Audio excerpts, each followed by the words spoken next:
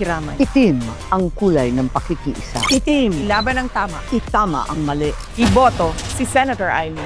Itiman number 39 sa balota, Senator Ivy Marcos. Inendorso ni VP Sara si Senator Amy Marcos after much speculation nang hindi sinama ni Sara si Amy sa mga inendorsong PBP laban candidates, which is kind of weird. Kasi again, ang dami niyang pinagagawa.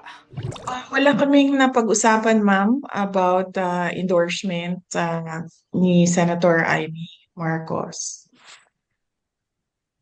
Basta, let me just express my gratitude to Senator Amy Marcos for opening the Senate investigation, no?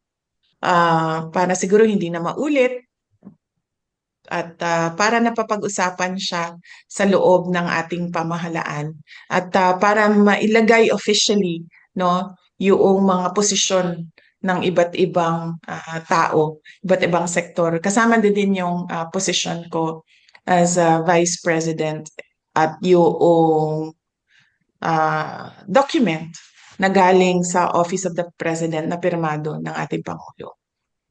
Sayang nga eh. I was just about to start clowning on her, start clowning on Amy dahil sa kanyang pilay tumamang ka sa dalawang ilog. The Marcos loyalist and the freaking, ano tawag doon? Dutertards or